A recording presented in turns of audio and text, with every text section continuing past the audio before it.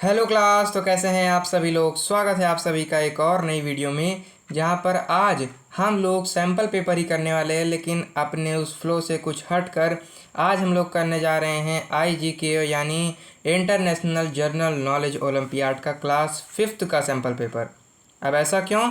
ऐसा इसलिए क्योंकि आज जब मैं अपनी लेटेस्ट वीडियो के कमेंट सेक्शन को देख रहा था तो मुझे मिला एक कमेंट जो कि है अशोक कुमार यादव भाई का। ये कह रहे हैं क्लास 5th के लिए आपको मुझे जीके का क्या देना है, सैम्पल पेपर देना है। तो मैंने कहा भाई जब डिमांड है उसको पूरा करना ही पड़ेगा। लेकिन उससे पहले अगर आप लोग किसी भी ओलंपियाड की प्रिपरेशन कर रहे हैं और उस ओलंपियाड को क्रैक करना चाहते हैं, फोड़ना चाहते हैं, तो आप चाहे जिस क्लास में हो, नो मैटर्स, केवल 1000 रुपये में आप लोगों के लिए बनाया गया है all olympiad complete preparation course, जिसकी लिंक आपको डिस्क्रिप्शन बॉक्स और पिन कमेंट में मिल जाएगी। वहाँ से जाकर आप इसको ज्वाइन कर सकते हैं।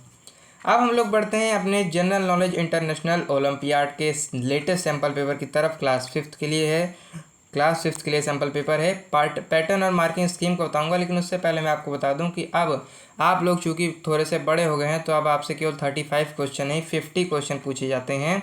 ठीक है, आपसे इस पेपर के अंदर 50 क्वेश्चन पूछे जाते हैं, लेकिन टाइम जो होता है आपका 60 to 65 मिनट 60 to 65 मिनट का ही होता है।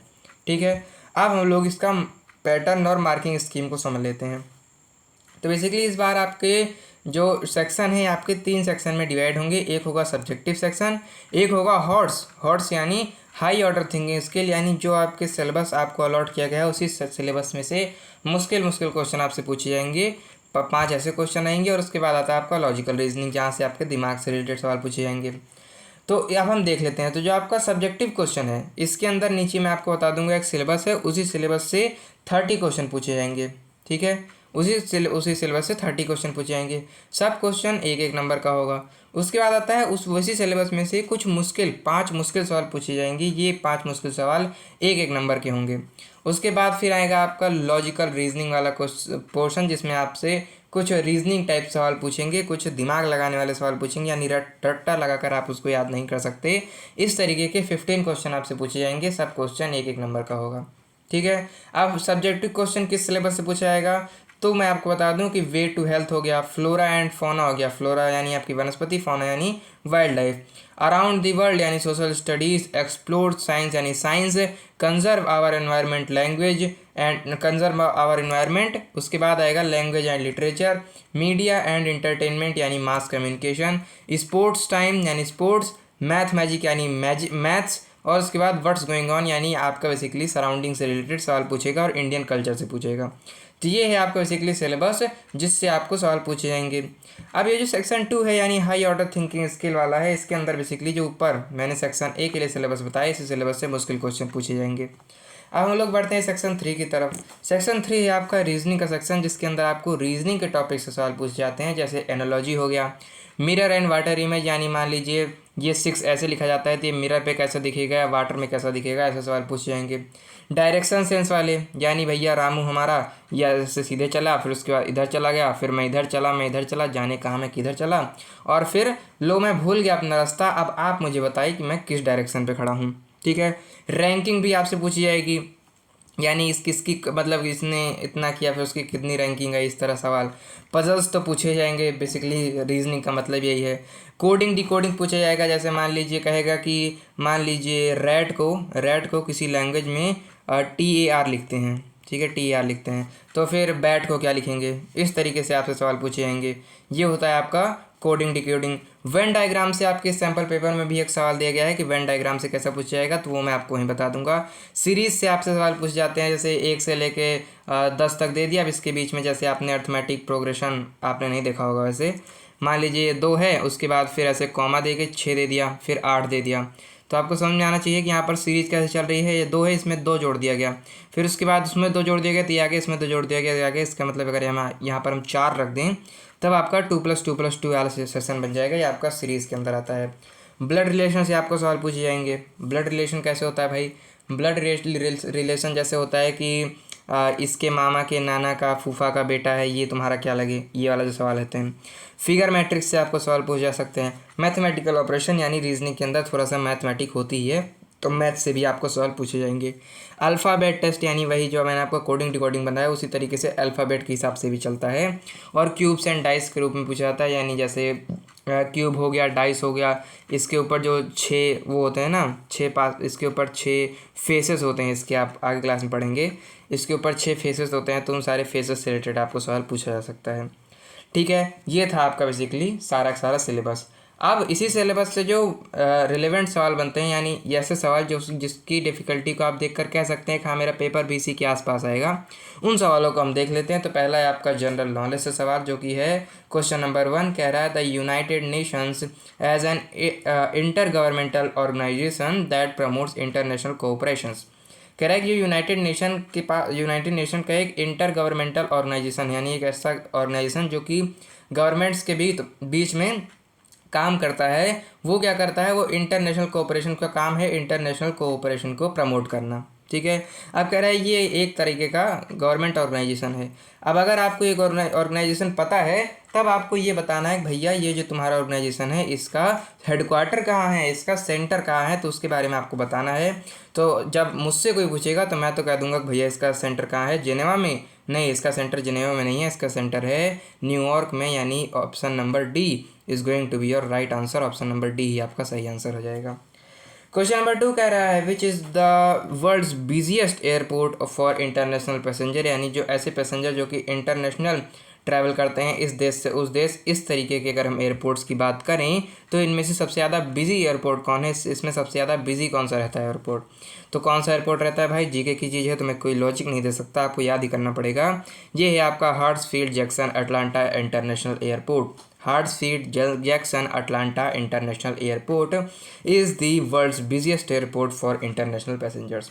क्वेश्चन नंबर 3 की तरफ बढ़ते हैं। क्वेश्चन नंबर 3 कह रहा है कि एक तरीके का गेम है जो कि यूएसए और जापान में खेला जाता है। यहाँ पर होता क्या है, इस गेम को खेलने वालों के पास एक राउंडेड बैट होता है और साथ ही साथ एक बॉल होती है जो उस फील्ड पर होती है, और उस फील्ड को क्या कहा जाता है, उस फील्ड को नहीं, ball on a field known as diamond, यानी एक फील्ड पर एक बॉल रहती है, उस बॉल को क्या कहा जाता है, डायमंड कहा जाता है। तो ये गेम तो मेरे ख्याल से इंडियंस ने ना खेला होगा ना जाना होगा, तो आपको ये याद ही करना पड़ेगा भाई।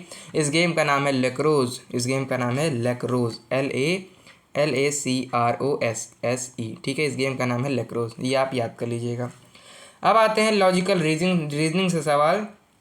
तो आप कहेंगे भैया आपने तो कहा था कि हाई ऑर्डर थिंकिंग स्किल से यहाँ पर मुझे 5 सवाल पूछे जाएंगे, तो आपने मुझे एक ही सवाल क्यों कराया? तो बाबू ये तो आपका सैम्पल पेपर है ना, तो सैम्पल पेपर के अंदर तो हम 5 क्वेश्चन ही देखेंगे, 10 क्वेश्चन ही देखेंगे, एक्चुअल में आपको 50 क्वेश्चन करने रहेंगे। ठीक है, तो अब हम लोग बढ़ते हैं आपका क्वेश्चन नंबर आई थिंक 4 की तरफ। 4th और 5th क्वेश्चन है आपका लॉजिकल रीजनिंग के लिए, और मैंने आपको बताया था कि इस लॉजिकल रीजनिंग के अंदर एक वेन डायग्राम का सवाल आता है। वेन डायग्राम क्या होता है अब मैं आपको बता देता हूँ। जैसे यहाँ पर आप देखते हैं कि एक क्वेश्चन है, अब इस क्वेश्चन में आपको 3 वर्ड दिए गए हैं, एक दिया गया है स्नेक, एक दिया गया है लिजार्ड, एक दिया गया है रेप्टाइल। Snake, lizard, reptile. अब इसको आपको अपने दिमाग में सोचना है कि जो स्नेक है, लिजार्ड है, रेप्टाइल है। अब इसको सोचकर मेरे दिमाग में क्या आता है, मेरे दिमाग में आता है भैया कि चाहे वो स्नेक हो चाहे वो लिजार्ड हो, ये दोनों के दोनों रेप्टाइल ही कहते हैं, ये दोनों के दोनों को पेट के बल चलने वाला आदमी कहते हैं, पेट के बल चलने वाला क्रिएचर कहते हैं। तो एक तरफ मैं लिख लेता हूँ स्नेक और एक तरफ मैं लिख लेता हूँ लिजार्ड, लेकिन ऊपर मैझे ये भी पता होना चाहिए कि चाहे वो स्नेक हो चाहे वो लिजार्ड हो, ये दोनों ये सारे के सारे क्या कहलाते हैं, सारे के सारे रेप्टाइल्स कहलाते हैं। तो इसको मैंने अपने दिमाग में रख लिया है। ठीक है, अब ये जो आपके दिमाग में एक चीज़ आई है, इसी दिमाग में आई चीज़ को एक बेसिकली फिगर के रूप में एक्सप्रेस कर देने को ही वेन डायग्राम कहते हैं। इसी को एक डायग्राम के रूप में अगर आप एक्सप्रेस कर देते हैं तो उसी को आप वेन डायग्राम कह सकते हैं। तो ये आपके दिमाग में आ गया सामान। ठीक है, ये आपके दिमाग में बात आ गई कि चाहे वो स्नेक हो चाहे वो लिजार्ड हो, ये सारे सारे रेप्टाइल कहलाते हैं। अब आप ऑप्शन में देखिए कि ऐसा कौन सा फिगर है जो आपकी इस बात को पूरा आपके समर्थन करता है।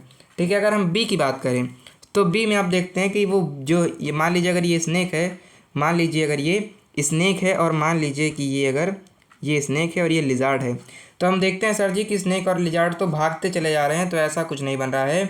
ये अगर हम आप इसको स्नेक माने, इसको लिजार्ड माने, तो इसको आपको रेप्टाइल मानना पड़ेगा। तो क्या स्नेक लिजार्ड रेप्टाइल भाई भाई हैं? नहीं भाई, केवल स्नेक और लिजार्ड भाई भाई हैं, इनके पापा का नाम तो रेप्टाइल है। तो ये फिगर भी गलत हो गया, ये फिगर भी गलत हो गया। अब क्या आप ये देखते हैं कि जो रेप्टाइल है, रेप्टाइल के बच्चा है स्नेक और स्नेक का बच्चा है लिजार्ड? नहीं भैया, ऐसा नहीं है। जो लिजार्ड और स्नेक है ये भाई भाई है और इसका पापा है रेप्टाइल। तो इसमें से कौन सी फिगर आपको ये बताती है? तो अगर हम ऑप्शन नंबर ए देखें तो यहाँ पर हम देखते हैं कि स्नेक और लिजार्ड को हमने बराबर का जगह दिया है, बराबर का सर्कल दिया है, तो इसका मतलब ये दोनों भाई भाई हैं। और इन भाई के जो पापा हैं यानी रेप्टाइल है, इस पापा के अंदर हमने इन लोगों को रखा है। इसका मतलब ये जो बड़ा वाला सर्कल है ये आपका रेप्टाइल को प्रदर्शित करता है, रेप्टाइल को डिनोट करता है। इसका मतलब ऑप्शन नंबर ए जो है ये आपका सही आंसर है, जहाँ पर ये दोनों सर्कल आपका लिजार्ड और स्नेक को डिनोट करते हैं, और ये जो आपका ये बड़ा वाला सर्कल है ये बेसिकली क्या करता है, ये आपके रेप्टाइल को शो करता है। ठीक है, ये आपके रेप्टाइल को दिखाता है, ये लिजार्ड को दिखाता है, और ये स्नेक को दिखाता है। Let's go to the last question of this video, जो ये कह रहा है कि choose the box that is similar to the box formed from the given sheet of paper. ठीक है, हमको एक पेपर दे रखा है, ये हमको एक बेसिकली फिगर टाइप दे रखा है। इसको देखकर आपको ये बताना है कि अपने दिमाग में इसको फोल्ड कर लो। ठीक है, अपने दिमाग में इसको फोल्ड कर लो, क्योंकि पेपर में तो आपको पन्ना ला कर देगा नहीं कोई। तो अपने दिमाग में ही आपको इसको फोल्ड कर कर ये पता करना है कि जब मैं इसको फोल्ड करूँगा तब इनमें से कौन सा ऐसा चीज़ है जो बन जाएगा। तो अगर मैं इसको बेस मान लूँ, तो ये जो है ये इसके ऊपर आएगा, यानी नीचे वाला काला ऊपर वाला सफ़ेद। इस तरीके से एक बॉक्स बन गया। इसके बाद फिर ये वाली जो लिड है और ये वाली जो लिड है ये क्या करेगी, ये इसके इस तरीके से ऊपर इस तरीके से इधर इधर और इधर इधर आ जाएगी। ठीक है, आपको समझना पड़ेगा इसको। और ये वाला जो फिगर है ये आपका इधर में आ जाएगा और इधर में आ जाएगा। ठीक है, तो इस चीज़ को अगर आप समझ चुके हैं तो अब आप अपने दिमाग में एनालाइज कर पा रहे होंगे कि अब मैं देख पा रहा हूँ भैया कि अगर मैं इस सफ़ेद वाले के ऊपर इस काले वाले को लगा दूंगा तो ये देखो काला वाला ऊपर आ गया, कोई दिक्कत नहीं है। ये जो काला वाला है क्या है, ये एक्चुअली में ये वाला चीज़ है, तो ये भी सही है। ये सफ़ेद है तो ये भी सफ़ेद है। इसका मतलब मुझे लगता है ऑप्शन नंबर ए सही है। मुझे लगता है कि ऑप्शन नंबर ए सही है। चलो भैया, तुमने कहा, मैंने मान लिया ऑप्शन नंबर ए सही है। चलो मैंने टिक कर दिया ऑप्शन नंबर ए सही है। लेकिन क्या ऑप्शन नंबर ए ही सही है? नहीं भैया, ये जो ए वाला ऑप्शन है इसी वाले डिब्बे को पलट दो। इस वाले डिब्बे को जब पलट दोगे तब तुमको ये वाला डिब्बा मिल जाएगा, यानी ऑप्शन नंबर सी मिल जाएगा। क्योंकि भले ही ऊपर वाला काला है लेकिन इसके नीचे वाला तो सफ़ेद है ना मेरे भाई। तो जब इस नीचे वाले के ऊपर करोगे तो ये ऊपर वाला भी सफ़ेद बनकर आ जाएगा, यानी इसमें इसके नीचे वाला जो पार्ट है वो सफ़ेद है, इसमें इसके नीचे वाला पार्ट जो है वो काला है। ठीक है, तो इसका मतलब हमें समझ में आता है कि जो फिगर ए है और फिगर सी है ये दोनों का दोनों सेम फिगर है, बस डब्बे को ऊपर नीचे कर दिया गया है। इसका मतलब मैं ये कहूँगा कि ना ए सही है ना सी सही है भैया, ये दोनों के दोनों भाई हैं, ये दोनों के दोनों सही हैं। यानी ऑप्शन नंबर ए, जिसके अंदर ए और सी दोनों आ रहा है, यही आपका सही आंसर है, यही आपका सही ऑप्शन है। ठीक है, तो मुझे लगता है सारी चीज़ आपको समझ में आ गई होगी। अगर ये आपको समझ में आ गई है तो मैं दोबारा से आपको बता दूं कि अगर आप सच में ओलंपियाड की प्रिपरेशन कर रहे हैं, ओलंपियाड को फोड़ना चाहते हैं, तो आप चाहे जिस ओलंपियाड की प्रिपरेशन कर रहे हों, आप चाहे जिस क्लास में हो, नो मैटर्स, आपके लिए बनाया गया है complete preparation of all olympiad course. Fees है केवल 1000 रुपये, मतलब इसका दाम है केवल 1000 रुपये। आपको केवल एक बार इसकी पेमेंट करनी है। उसके बाद मैं आपको बता दूं कि जो आप इसका जो लिंक है वो आपको डिस्क्रिप्शन बॉक्स में और पिन कमेंट में मिल जाएगा। बाकी अगर आपको ये क्लास अच्छी लगी होगी तो धन्यवाद आप सभी का अभी तक इस वीडियो में बने रहने के लिए।